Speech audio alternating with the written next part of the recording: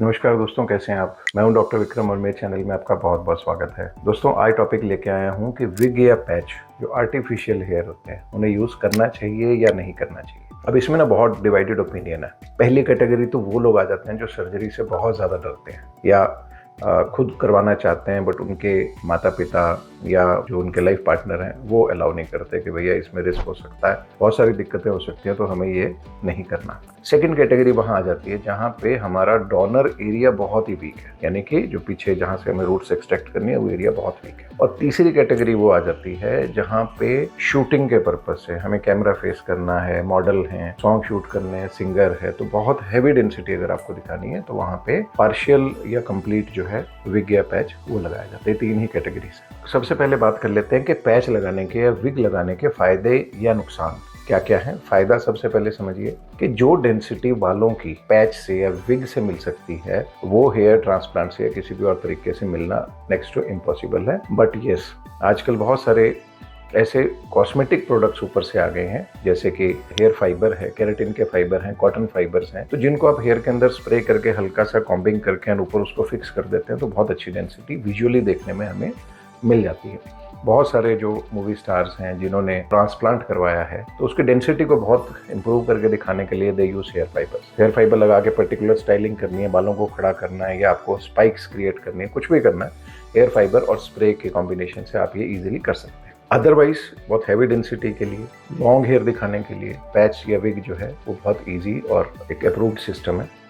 उतनी डेंसिटी जो है कई बार नेचुरल हेयर की भी नहीं मिल पाती। सेकेंड एडवांटेज पैच का ये है कि नॉन सर्जिकल है, इसमें कोई रिस्क नहीं। कई बार कुछ ऐसे क्लाइंट्स होते हैं जिनको के फॉर एग्जांपल कोएगुलेशन में दिक्कत है, यानी कि उनका जो ब्लड है चोट लगने के बाद में अपने आप से वो क्लॉट नहीं होता या उसमें ब्लीडिंग चलती रहती है, ब्लीडिंग डिसऑर्डर है किसी तरीके का, या कुछ ऐसी मेडिकल कंडीशन है कि वो नहीं करवा सकते। ऐसे केस में पैच बहुत अच्छा, विग बहुत अच्छा काम करता है। जो कार्सिनोमा के पेशेंट्स हैं, कैंसर के पेशेंट्स हैं, जिनका अभी फॉर एग्जाम्पल कीमोथेरेपी खत्म हुई है, हेयर लॉस हो गया और बाल आने में अभी कुछ समय लगेगा, उस दौरान वो पैच का इस्तेमाल कर सकते हैं। अदरवाइज भी एजिंग के साथ, जैसे एजिंग होती जाती है तो एक नेचुरल बालों की डेंसिटी जो है, हेयर डेंसिटी है, वो रिड्यूस होनी है। तो फीमेल्स के अंदर with age, mostly after 50 years, females जो है पैच वो रूटीन में यूज कर सकते हैं या करते भी। पैच दो किस्म का आता है। एक तो होता है विग जो कैप की तरह पूरे का पूरे हेड को ऊपर से आगे से पीछे तक पूरा कंप्लीट कवर कर लेगा। सेकेंड होती है पैच।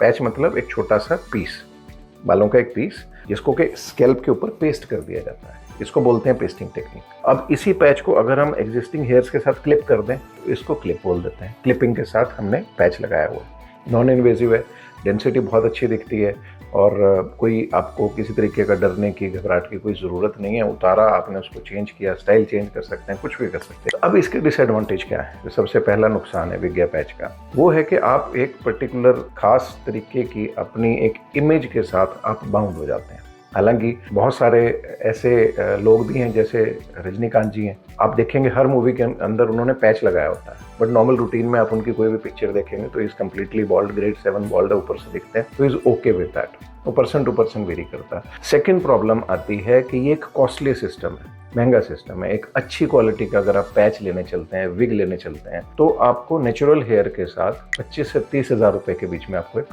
पैच या विग मिलेगा, और फिर उसकी लाइफ लिमिटेड होती है। जैसे कि आप पैच लगा के मूव कर रहे हैं, बाहर जा रहे हैं, पसीना आ रहा है, अपनी जो नॉर्मल फिजिकल एक्टिविटीज़ हैं वो कर रहे हैं, तो उस सब को वॉश करने के लिए आपको थोड़ा सा एग्रेसिवली इसमें शैम्पू करना पड़ता है, तो धीरे धीरे इसमें से बाल झड़ते रहते हैं और पैच जो है वो खाली होता रहता है।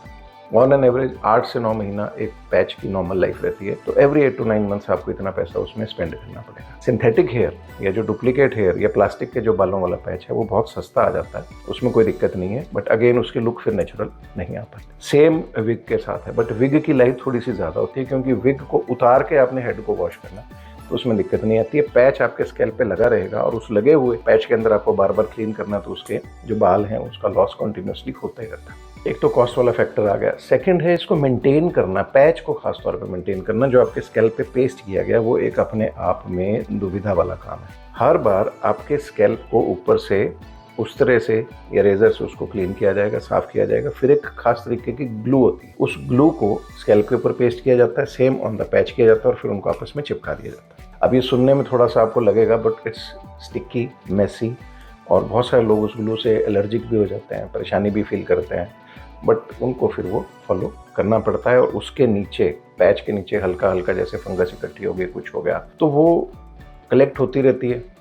आप वॉश करते हैं, जब पैच उतरेगा तो फिर अच्छे से स्कैल्प क्लीन होगा, नहीं तो अदरवाइज वो सेटिस्फेक्शन नहीं आ पाती कि मेरा हेड अब क्लीन है। बहुत सारे लोग शौकिया भी पैच यूज़ करने लग जाते हैं कि हल्का सा आगे से ग्रेड 2-3 बॉल्डनेस है, उठा के उसमें पैच लगा लिया आपने। सबसे बड़ा नुकसान ये है कि पैच के नीचे आपके बालों की क्या स्थिति है किसी को नहीं पता, किस तरीके से प्रोग्रेस कर रहा है आपको ना। आपको महीने में एक ही बार समझ में आएगा जब आपका पैच रिप्लेस करेंगे या चेंज करेंगे या वापस ग्लो करेंगे कि नीचे बालों की क्या कंडीशन चल रही है। अब ऐसी स्थिति में आपका जो नीचे जो बॉल्डनेस है वो प्रोग्रेस करता ही जाएगा और उसकी स्पीड डबल से ट्रिपल हो जाती है हेयर लॉस की, जब आप पैच ऊपर कॉन्टिन्यूसली यूज़ करना स्टार्ट कर देते हैं। अब ये केस स्टडी मैं आपको दिखाता हूँ। ये बड़ी यंग एज में इनको ग्रेड 2 से 3 बॉल्डनेस थी, 4 साल इनको पैच यूज़ करते हो गए। अब आप देखिए एक स्पॉट के अंदर पूरे में वहाँ बाल नहीं है, बीच वाले बालों की जो ग्रोथ है बहुत ही कमज़ोर पड़ गई है। अगर ये 4 साल पहले हमारे कॉन्टैक्ट में आए होते तो फिर इनका जो फ्रंटल 1/3 था जहाँ पे इनका लॉस था उसके अंदर हम ट्रांसप्लांट करके और बाकी इनको क्यूरेटिव मेडिसिन दे देते हैं। अभी इस केस में हमने क्या किया है, पैच रिमूव किया ऑब्वियसली,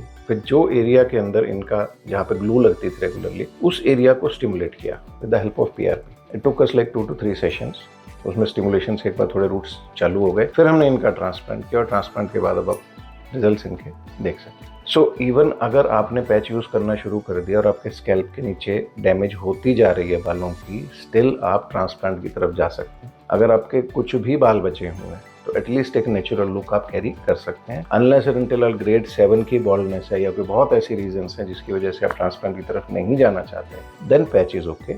अदरवाइज अच्छे बाल हैं अगर आपके और सामने की थोड़ी बहुत बालों की कमजोरी है, उसके लिए पूरे स्कैल्प को आपने उस तरह लगा कर उसके ऊपर पैच यूज़ करना शुरू कर दिया तो वो एक गलत चीज़ है। ऐसा भी होता है कि आप कंटिन्यूसली 6-7 साल पैच यूज़ करते रहते हैं तो फिर वापसी की उम्मीद ना के बराबर हो जाती है और दूसरी तरफ पैच से आपको एलर्जी स्टार्ट हो गई। तो पैच जब भी लगाएं सोच समझ के लगाएं कि मैं कुछ समय के लिए लगा रहा हूँ, फॉर एग्जाम्पल मैरिज के लिए पर्पज से लगा रहा हूँ, या मेरे को अब लगाना ही पैच है ऑल थ्रू माई लाइफ, अगर मैंने ऐसा डिसीजन ले लिया तो ये बहुत सोच समझ के करने वाला फैसला है। अब ये क्लाइंट आए तो इनकी कंडीशन देखी तो ये बहुत परेशान हो चुके थे कि मेरी बड़ी दिक्कत रहती है। 8वें 9वें दिन जैसे ग्लू हल्का सा हटने लगता है तो थोड़ा सा लिफ्ट हो जाता है, दूर से दिखता है कि ये कुछ आपने आर्टिफिशियल लगाया हुआ है। तो मैं उसके लिए हमेशा कॉन्शियस रहता हूँ। या फिर आपके पास एक ही ऑप्शन होती है कि पैच के ऊपर भी आप बालों को इस तरीके से रखें कि आपके माथे के ऊपर भी रहता है, जो कि हर बंदे को अच्छा नहीं लगता। सो पैच का डिसीजन ऑब्वियसली आपका अपना है, बट अगर फ्यूचर में आप ट्रांसप्लांट की सोचते हैं कभी भी और ग्रेड ऑफ बॉल्डनेस कम है तो